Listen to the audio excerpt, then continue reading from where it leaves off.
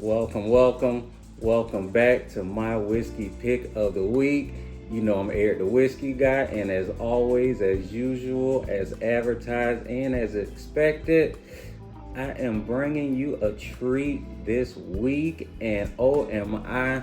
I'm excited, and I'm a little nervous this week because this time it actually took me over 20 years to actually pull the trigger and buy a bottle of the Bowman brothers, and I'm I'm kind of curious to see how it is because this is one of those bottles that I used to walk by it all the time, and maybe because of my younger years when I was probably in my 17s, 18s when I was drinking Christian Brothers, and it just when I see it, it just reminds me of a rock gut. Anything that has the name Brothers at the end, I try to stay away from. But as you know, I'm trying to get out my comfort zone and exploring and trying new bottles. So what better way to do it than with some Virginia straight bourbon? And we're gonna see how it is. The Bowman brothers, they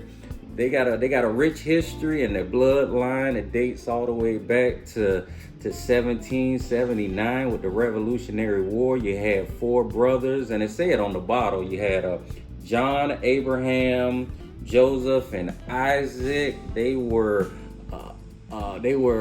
military. They were American heroes in the Revolutionary War. So they got rich history in their blood, and the company, the bottle is in tribute to those four brothers out of Fredericksburg, Virginia. So we're gonna see how it is.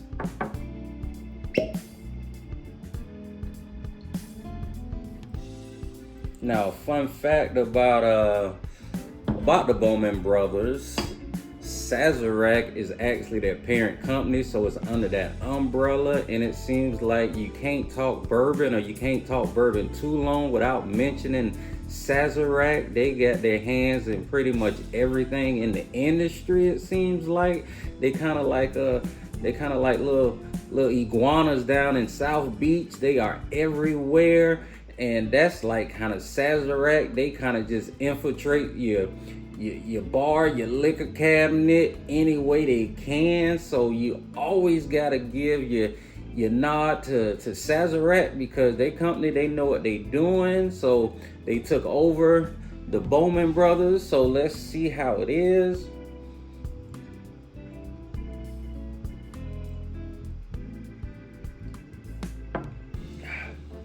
It has a unique taste to it. I would say that it starts off like a straight bourbon, but it seems like the more it goes down, the more watered down that it goes. But let me give it one more try. That may have been the first sip hiccup or something like that.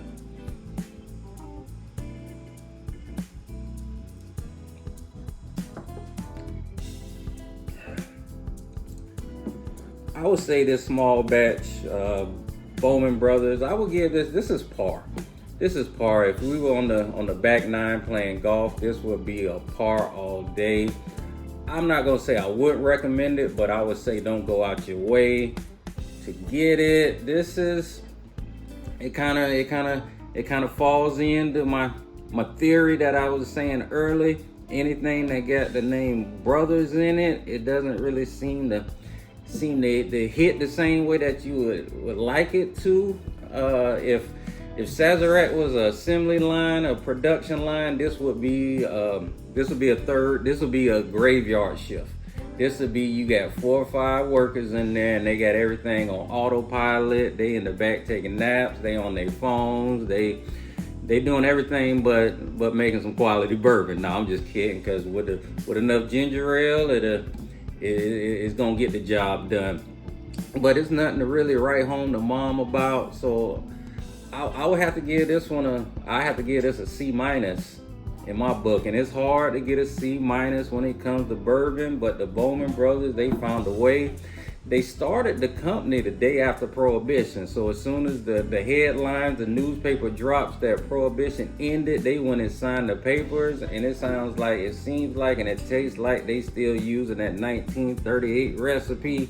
So Sazerac, I don't know what you're doing. You need to go do a little quality control over there in Fredericksburg, Virginia, to see what's going on in these distilleries, because they selling tap water with a brown tint on it. It tastes like, but it's still bourbon. So, hey man, I'm Eric the Whiskey Guy, and we're gonna do it all again next week. Hopefully, we have a better outcome. But this is my review on the Bowman brothers. Y'all have a wonderful day.